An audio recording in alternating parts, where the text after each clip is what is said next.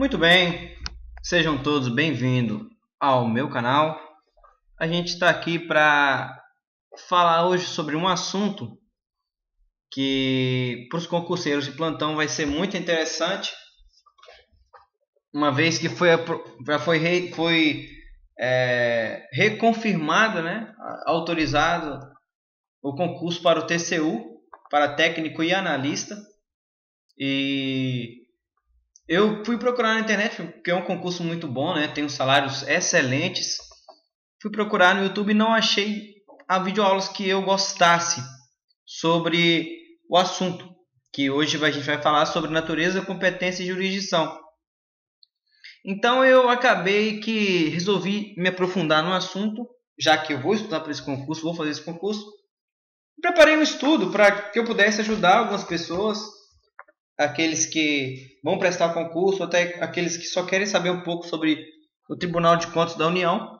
E eu espero que vocês aí apreciem essa videoaula. E se vocês gostarem, no final do vídeo, dá uma curtidinha, compartilhe o vídeo com quem você acha que vai estar precisando e se inscreva no nosso canal.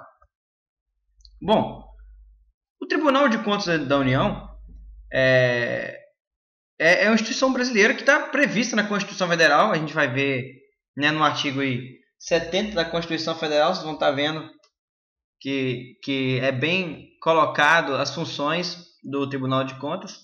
E de forma geral ele exerce uma função de fiscalização contábil, financeira, orçamentária, operacional e patrimonial da União e de todas as entidades que compõem a administração direta e a administração indireta, quanto à legalidade, legitimidade e a economicidade, e a fiscalização da aplicação das subvenções e da renúncia de receitas. Esse conceito você vai achar em qualquer página da internet que você procurar sobre o TCU.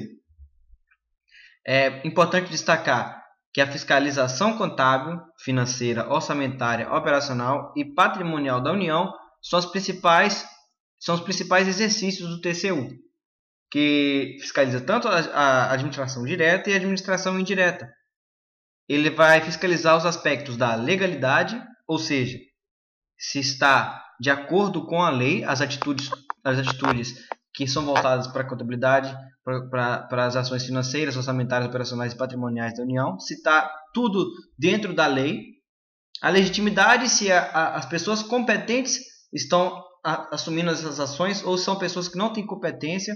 E o princípio da economicidade, se está havendo um gasto coerente com a atividade fim da administração pública, seja ela direta ou indireta. Além de fiscalizar a aplicação das subvenções. O que é subvenção? É dinheiro. Subvenção é investimento financeiro, dinheiro, e as verbas, né? E da renúncia de receitas.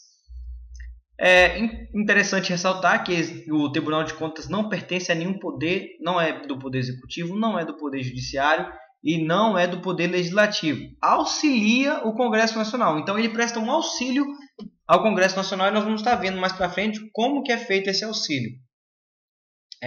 A atividade de fiscalização do TCU é denominada controle externo, em oposição ao controle interno feito pelo próprio órgão sobre seus próprios gastos. O que é o controle externo e interno? Não para aprofundar no assunto, porque isso não vai ser tema da nossa discussão aqui, mas o controle externo, que é exercido pelo Congresso, né? Então, o TCU ele exerce controle externo? Não, ele não exerce, está errado, ele não exerce o controle externo. Quem exerce o controle externo é o Congresso Nacional. O TCU auxilia o Congresso Nacional na execução desse controle. Então, pessoal, presta atenção nisso. A atividade de fiscalização do TCU não é denominada controle externo. Está errado aqui, me desculpe. Quem realiza essa atividade é o Congresso Nacional. Controle externo do Congresso Nacional. Mas quem auxilia é o TCU. E o controle interno é feito pelos próprios órgãos da administração ou até mesmo, por exemplo, do Poder Judiciário. Se eles vão contratar lá uma pessoa para fazer um serviço na janela do prédio do Superior Tribunal de Justiça. Não sei se tem ligação direta com o Judiciário, mas se for um ato demandado do Poder Judiciário, ele mesmo tem a função, ele mesmo pode exercer o controle interno ali para verificar se foi tudo feito correto, se teve um gasto a mais necessário. Esse é o controle interno. E o controle externo é quando um órgão de um poder fiscaliza um outro órgão. atua sobre outro órgão. Então é como se fosse o legislativo operando sobre o judiciário operando sobre o executivo operando sobre o legislativo. É algo mais ou menos desse tipo. Não vou entrar nesse assunto porque agora não é tema. O objetivo do TCU é garantir que o dinheiro público seja utilizado de forma eficiente, atendendo aos interesses públicos, para que não haja um gasto desnecessário de dinheiro e que a celeridade, né, das coisas públicas sejam preservadas. Os responsáveis pelo controle interno, ao tomarem conhecimento de qualquer irregularidade ou ilegalidade, devem comunicar imediatamente ao Tribunal de Contas, porque se eles não fazem isso, eles são considerados cúmplices.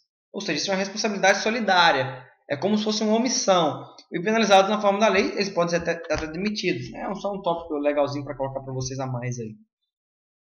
E características importantes do Tribunal de Contas, hein, gente? Da União.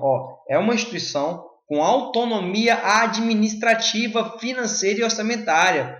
Ou seja, ela não tem não pertence a uma pirâmide hierárquica.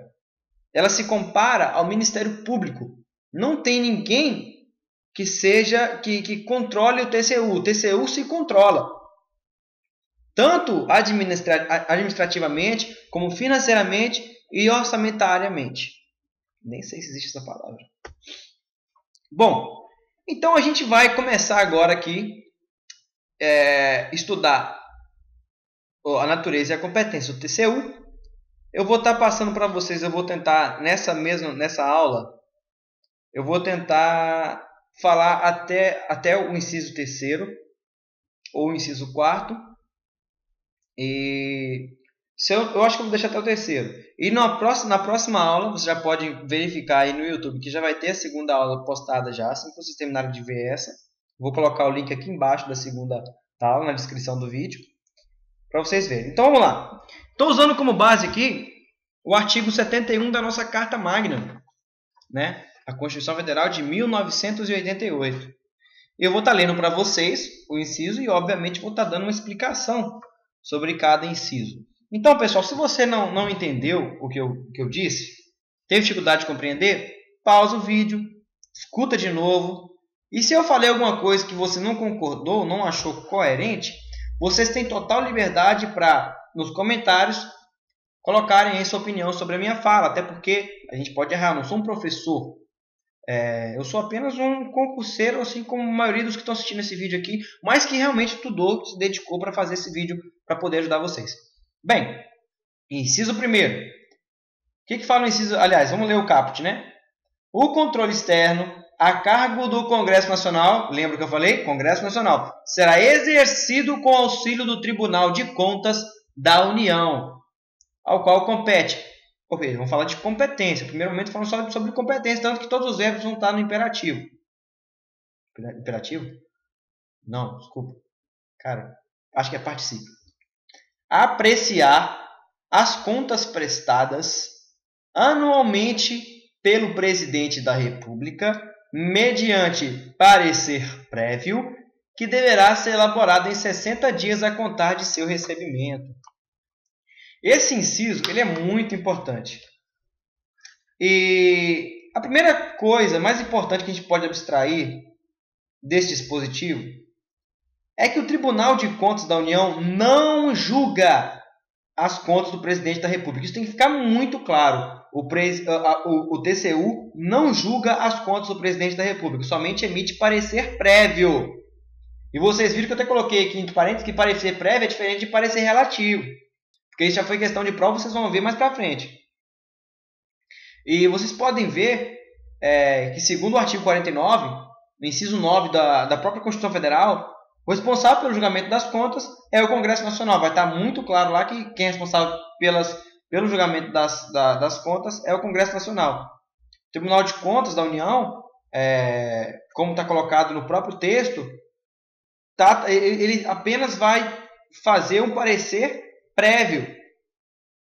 Uma vez que o parecer para o julgamento das contas vai ser dado pela Comissão Mista Permanente. Então, quem é responsável pelo parecer relativo, que é o último parecer? A Comissão Mista Permanente. O TCU apenas dará um parecer prévio. Guardem isso, pessoal. Importantíssimo. Então vamos lá, o que a gente pode tirar disso aqui? Primeiro tópico, tópico 1. O TCU não julga as contas prestadas pelo presidente da República. Quem faz isso é o Congresso Nacional. Segundo, o TCU não emite parecer relativo. O TCU emite parecer prévio sobre as contas. Inciso 2. Agora esse é um pouco mais complicado, hein? Vou ler para vocês ele aqui na sua integralidade. Julgar as contas dos administradores e demais responsáveis por dinheiros, bens e valores públicos da administração direta e indireta, incluídas as fundações e sociedades instituídas e mantidas pelo Poder Público Federal, e as contas daqueles que derem causa a perda, extravio ou outra irregularidade de que resulte prejuízo ao erário. Esse é grande, hein? Bom, o que a gente pode entender disso?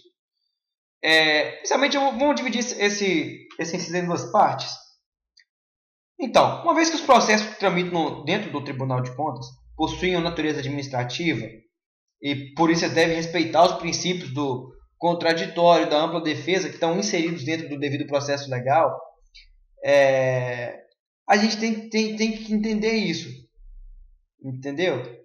Porque no caso o julgamento das contas administradores ele vai existir sim, só que ele tem que estar acobertado pelo devido processo legal. Então tem que haver o princípio do contraditório da ampla defesa.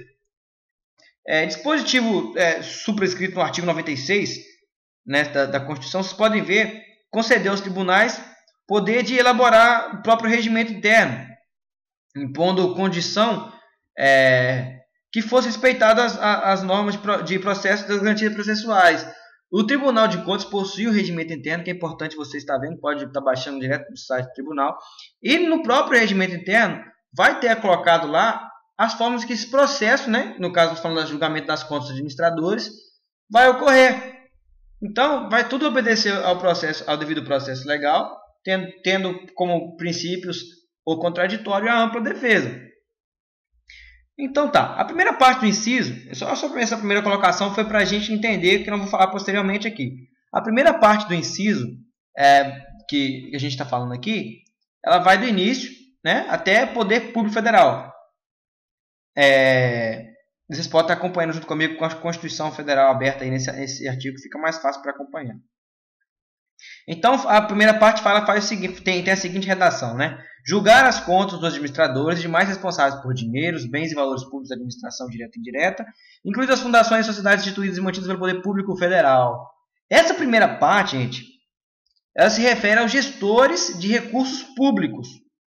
Ou seja, está diretamente ligada à expressão gerenciar, administrar, guardar, arrecadar e utilizar. Se o ente público, se o cara que está lá faz parte lá da diretoria, vamos dizer assim, é o cara que está gerindo lá, nem precisa ser da diretoria, que seja um funcionário que trabalhe com gerenciamento, com administração, com a guarda, com a arrecadação e com a utilização de bens públicos, então ele vai ser considerado um gestor de recurso público.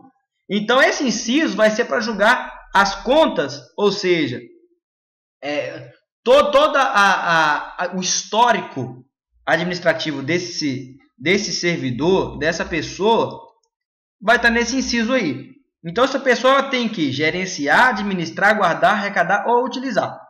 Tem que estar dentro dessas ações. Então a primeira diferença que a gente tem que ter em mente é que as contas de governo são julgadas pelo Congresso Nacional. Ou seja, as contas do governo, né? A gente vai estar falando do presidente da República, mas também vamos estar falando dos demais organismos do governo, ligados diretamente ao governo federal, vai ser julgado tudo pelo Congresso Nacional. Enquanto as contas de gestão, que são das pessoas que eu falei aqui agora para vocês, que não estão ligadas diretamente ao governo federal, vai ser julgado pelo Tribunal de Contas. Então a gente está vendo agora uma oposição. O primeiro inciso fala que o Tribunal de Contas não julga. A ação dele é não julgar, é apenas emitir parecer. Já no segundo inciso é julgar. O primeiro não julga do presidente, mas julga dos administradores, gestores da administração pública. Então, a gente pode estar exemplificando. Vamos tentar exemplificar. As contas do governo, né, se preocupam, principalmente, dentre outras coisas, com a condução das políticas públicas, né, com a evolução dos índices econômicos e sociais, ou seja, com a qualidade de vida, com o atingimento ou não das metas estatuídas na Lei de Responsabilidade Fiscal. A gente viu que nosso governo renunciou à meta, né, esse ano, do ano passado, ou seja, despesas de pessoal, endividamento público, né, que está tudo incluso dentro da LRF, que é a Lei de Responsabilidade Fiscal, bem como o desempenho da arrecadação em relação à previsão, destacando as providências adotadas no âmbito da fiscalização das receitas e combate à sonegação. Ou seja, o governo está preocupado em acumular impostos para poder propiciar a qualidade de vida. Então, todas essas ações de arrecadação para investimentos, ela vai ser toda julgada pelo Congresso Nacional. Não tem nada a ver com o TCU. Aliás, tem a ver com o TCU, que vai simplesmente apreciar e emitir parecer prévio. Já as contas da gestão, nós estamos falando desse inciso 2 aí, elas verificam se os normativos relacionados com o uso dos recursos públicos, né, foram respeitados por esses gestores. Por exemplo, quando a Corte de Contas julga contas de gestão, ela observa, dentre outras coisas, se foram obedecidas as regras atinentes a etapas da despesa prevista na Lei 4.320, por exemplo. E se ao realizar um contrato administrativo ou licitação pública, por exemplo, foram representados os ditames da Lei 8.693. Então, o TCU ele vai estar verificando isso. Vocês conseguem perceber a diferença? Se não, como eu disse, deixa no comentário que a gente vai estar tentando esclarecer as dúvidas aí. Então vamos para a parte final desse inciso, né? Que fala a seguinte redação: as contas daqueles que derem causa a perda, extravio ou outra irregularidade de que resulte prejuízo ao erário. Nem todas as pessoas que trabalham na administração pública são responsáveis por recurso público. Isso é óbvio, né? Assim, uma pessoa que exerce somente função de assessoria em um tribunal, por exemplo, não responde, em tese, por nenhum recurso público, razão pela qual necessita prestar conta ao TCU. Não obstante, caso esse servidor público extravie, ou seja, não impede, né, que esse servidor público extravie um microcomputador, por exemplo, no ambiente de trabalho, ele vai dar um prejuízo ao erário. Portanto, ele deve prestar contas de sua ação. Então, integre diretamente a administração pública todos aqueles que tenham com esta qualquer vínculo funcional. Um cara que passa na rua e tacar uma pedra no vidro do Banco do Brasil, por exemplo, da Caixa Econômica, ou então de algum prédio que represente algum órgão público, ele vai ter que prestar contas ao TCU? Não, porque ele não tem vínculo funcional. Então, esgotado aí esse inciso, a gente vai para o terceiro e para o último inciso dessa primeira aula, que diz o seguinte: apreciar, para fins de registro, a legalidade dos atos de admissão de pessoal a qualquer título na administração direta e indireta, incluídas as fundações públicas e mantidas pelo poder público, excetuadas, ou seja, exceto as nomeações para cargos de provimento em comissão, bem como as concessões de aposentadorias, reformas e pensões, salvadas as melhorias posteriores que não alterem o fundamento legal do ato concessório. Pois bem, gente, a União ela se preocupa em registrar as admissões de pessoal e as concessões de aposentadorias, reformas e pensões. Para quê? Para que esses atos eles sejam resguardados em uma memória, para que haja registro desses atos. Quando você nasce, você faz um registro. É feito um registro sobre o seu nascimento. Conforme preconizado na Constituição Federal, o responsável por esse registro, né, é o Tribunal de Contas. Mas para isso o tribunal ele tem que verificar se esses atos foram praticados de acordo com os normativos legais que regem a espécie ou não. Se a contratação se a admissão de pessoal foi feita de acordo com a lei, se a concessão de aposentadoria foi feita de acordo com a lei, né? Assim, mesmo se tiver uma admissão temporária, por exemplo, como exemplo, aquela que na Lei 8.745 falam, né? Ela tem que ser registrada pelo TCU. Então, tem que estar presente no TCU. A competência do tribunal vai ocorrer tanto para as admissões da administração direta como indireta. pouco vai importar se vai ser no regime seletista ou estatutário. Indiferente, o regime jurídico não vai, neste inciso, não vai fazer diferença. Então, a gente vê, vamos falar aqui do inciso agora, né, que cita a aposentadoria. Todo mundo sabe que a aposentadoria é um benefício concedido àquelas pessoas que vão parar de trabalhar, mas vão continuar recebendo. Ponto. Já as reformas, que também é citado no inciso, são benefícios concedidos aos militares, né? Eu nunca ouvi aquela expressão, esse militar é reformado, né? E os militares possuem um regime diferenciado dos servidores civis, né? Em rápido resumo, gente, a gente pode falar que os militares eles podem ser da ativa, da reserva ou reformado, né? Na ativa ele tem que estar prestando serviço normalmente. Na reserva, se ele for convocado para a guerra, ele tem que ir. E o reformado ele está parado de tudo, não pode ser nem chamado para a guerra mais, mas continua recebendo. As pensões são benefícios concedidos a dependentes de servidores que venham a falecer. E aí, como é o meu caso, minha mãe já faleceu e até agosto desse ano eu recebo uma pensão porque ela era uma servidora estadual. A gente tem que esclarecer que, diferentemente dos atos de admissão de pessoal, né, o tribunal somente se preocupa com as aposentadorias e pensões relacionadas a servidores estatutários. Ou seja, antes eu tinha falado que os atos de admissão do tribunal eles não interferem se é regime estatutário ou se é seletista. Já as pensões elas são só relacionadas, a aposentadoria e pensões são relacionadas aos servidores estatutários.